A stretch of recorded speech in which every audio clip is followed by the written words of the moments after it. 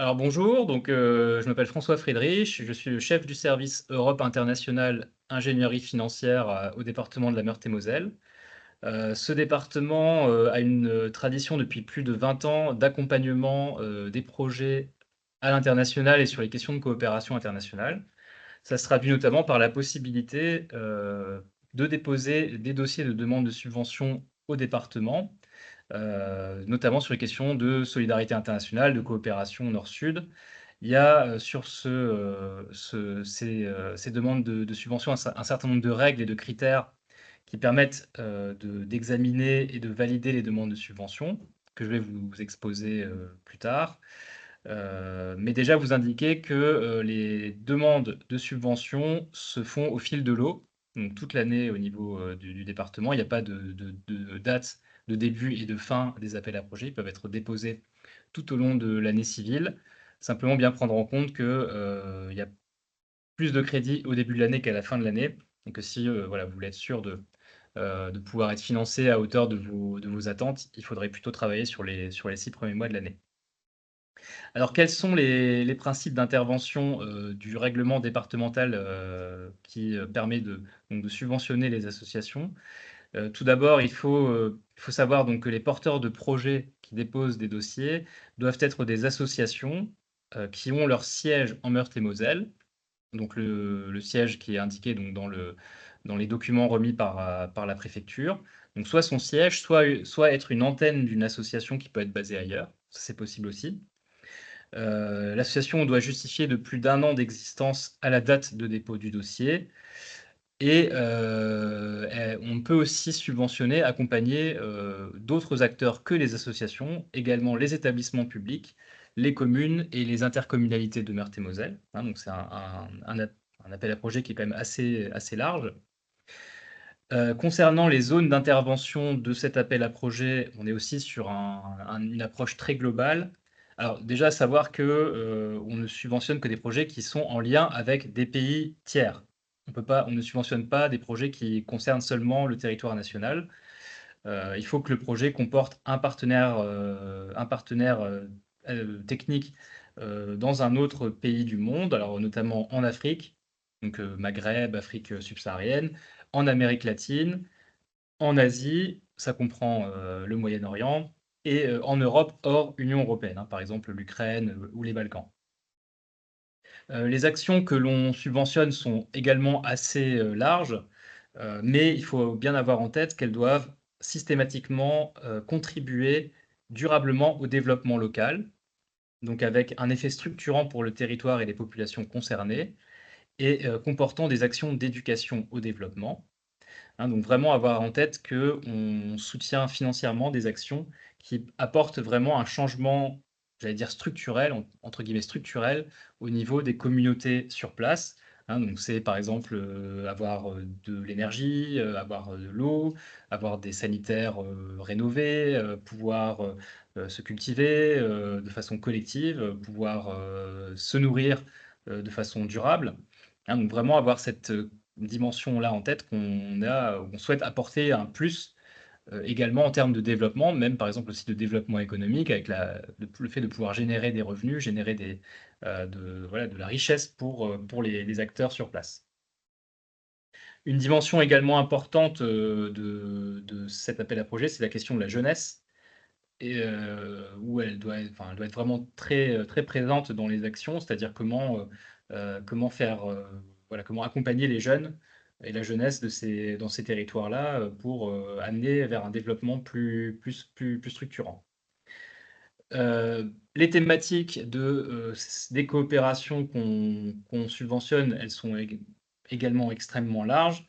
Il y a la question de la santé, la question du développement avec, l'accès à l'eau potable, à l'assainissement, l'amélioration des conditions de production agricole, l'alimentation, l'action sociale avec les services de base aux citoyens, et notamment aux jeunes, l'éducation avec, le fait voilà, d'accompagner les établissements scolaires, des pays partenaires, sur la formation des enseignants, sur, des services en plus pour les jeunes, écoliers. Donc voilà, c'est vraiment une série de thématiques qui sont extrêmement, divers et variées. Alors si vous avez, par exemple, un doute sur la faisabilité ou sur la technicité de votre projet, n'hésitez pas à vous rapprocher de GESCODE, hein, donc le réseau régional multi-acteurs GESCODE avec lesquels on partage nos locaux et qui les sert aussi effectivement d'interface et voilà, d'appui aux associations Meurthe-et-Mosellane ou aux associations des pays tiers pour voilà, se mettre en relation, se mettre en réseau et puis pouvoir porter des projets de façon plus structurante. Donc là, on était sur les principes d'intervention. Vous parlez maintenant des critères d'analyse des dossiers. Donc ces critères, ils doivent vraiment reposer sur les principaux engagements prévus dans la charte départementale de la coopération internationale pour un développement solidaire et durable. Alors vous retrouverez dans la vidéo l'ensemble des liens qui vous permettent de consulter ces éléments sur le site internet du département. Euh, ces critères, ils sont assez clairs, hein. Donc, il faut qu'il y ait une localisation du projet dans un pays en développement. Il faut bien insister sur la dimension de l'intensité du partenariat local, hein. C'est-à-dire que l'association Meurthe-et-Mosellane, elle doit démontrer qu'elle a travaillé activement avec ce partenaire local dans la construction du projet, qu'il y a une antériorité dans leur travail ensemble, que voilà, qu'il y a un lien qui est quand même assez solide entre les deux partenaires, notamment aussi pour l'identification précise des besoins. Hein, donc il s'agit vraiment de porter un projet qui réponde vraiment durablement aux besoins exprimés sur place, mais aussi exprimés aussi en Meurthe-et-Moselle.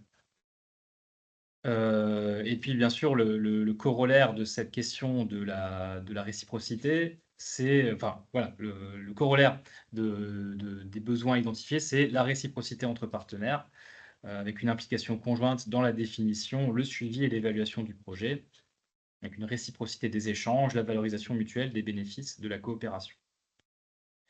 Enfin, une dimension qui nous importe aussi, c'est la capacité pour les acteurs meurthe-et-mosellans d'encourager à l'autonomie et à la viabilité des projets à terme.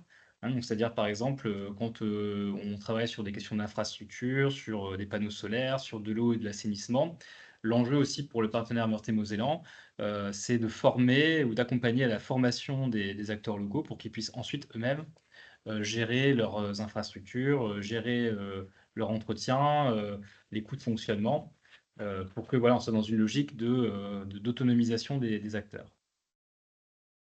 Donc on a vu quels étaient les critères et qu'est-ce qui était éligible. On a aussi des critères qui soulignent l'inéligibilité. Il y en a un certain nombre que vous retrouverez également dans les liens en dessous de la vidéo, hein, qui sont effectivement très clairs.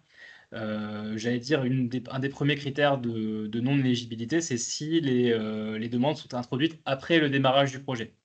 Ça peut arriver que des associations nous déposent des dossiers, sachant qu'elles ont déjà commencé leurs activités, déjà entamé leurs dépenses. Bah là, on ne peut pas, nous, subventionner des opérations qui sont déjà en cours ou qui sont achevées. On ne subventionne pas également les collectes de dons, l'acheminement de matériel ou d'argent, les projets de convoi de véhicules, puisqu'on considère qu'il n'y a pas j'allais dire, un changement vraiment structurant sur les communautés locales. On est là vraiment plus dans une approche entre guillemets one shot, enfin en tout cas un peu temporaire, voilà, qui ne rentre pas complètement dans la grille d'analyse du département. Avoir aussi en tête qu'on ne subventionne pas les projets dans lesquels la grande majorité des dépenses sont liées à des frais de déplacement, parce que voilà, il n'y a pas véritablement un impact fort sur les communautés locales. Il y a toute une série d'autres critères de non-éligibilité que voilà, je vous invite à regarder sur le site internet, mais pour moi, c'était les plus importants, sont ceux que je vous ai indiqués précédemment.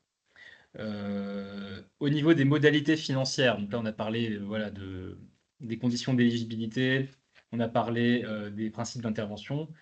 Il faut enfin parler des questions financières. Donc l'intervention du département est limitée à 20% du budget global. Hein, donc on ne peut pas aller au-delà de 20% du budget global. Et on a un plafond de 8 000 euros par projet, donc on ne peut pas aller au-delà de 8 000 euros. Et il faut que chaque projet soit autofinancé par l'association à hauteur minimum de 10% du coût total du projet. Indiquer également qu'on a une forme de bonification, des subventions. Le département peut, apporter je vais dire un petit plus. On peut sursubventionner l'association si les projets, concernent essentiellement les questions de transition écologique, transition énergétique, au sens vraiment, le plus large, mais il faut vraiment que ce soit la dimension principale du projet. Donc il y a la question de la transition écologique, il y a aussi la question de la prise en compte des migrations dans l'accompagnement des populations migrantes. Ça peut être aussi bonifié dans le cadre de la subvention départementale. Indiquer enfin donc que voilà, que les dossiers sont examinés par le service européen international. On peut d'ailleurs solliciter les porteurs de projets pour avoir un échange sur leur dossier en amont de notre instruction. Et donc, suite à l'instruction des demandes, c'est l'assemblée départementale qui est constituée donc en commission permanente, qui se prononce sur les dossiers présentés, hein, et donc qui vote, qui attribue donc la subvention en fonction de ce que le service aura déterminé. Et indiquer enfin donc que l'obtention d'une subvention impliquera systématiquement la transmission au département d'un compte rendu d'exécution technique et financier donc à la fin du projet, qui doit être accompagné des pièces justificatives, de dépenses, donc notamment les factures, certifiées par le responsable de la structure. Et puis noter enfin qu'une structure subventionnée n'ayant pas rendu de rapport d'exécution ne pourra pas présenter une demande de subvention, ultérieurement. Hein, donc il faut forcément avoir fait le compte rendu de ses activités précédentes pour pouvoir, déposer un nouveau dossier. Voilà, donc le dossier de demande de subvention, vous pouvez le télécharger, sur le site internet du département. Le lien vous sera communiqué également dans la vidéo. Voilà, donc c'est un dossier qui reprend l'ensemble des éléments que je viens de vous communiquer, hein, aussi bien, le lien existant entre les 2 structures, la réciprocité des échanges, la logique d'autonomisation, le lien avec les jeunes en Meurthe-et-Moselle et dans le pays, partenaire. Cette question de la bonification, donc voilà, toutes ces questions-là sont vraiment bien explicitées dans le dossier. Et puis noter enfin et peut-être que j'en reparlerai peut-être dans une autre, vidéo, ces subventions, elles sont cumulables avec, une autre subvention qui est celle du congé de coopération solidaire. Mais je vous invite du coup à regarder une autre vidéo sur ce sujet si vous voulez plus d'informations.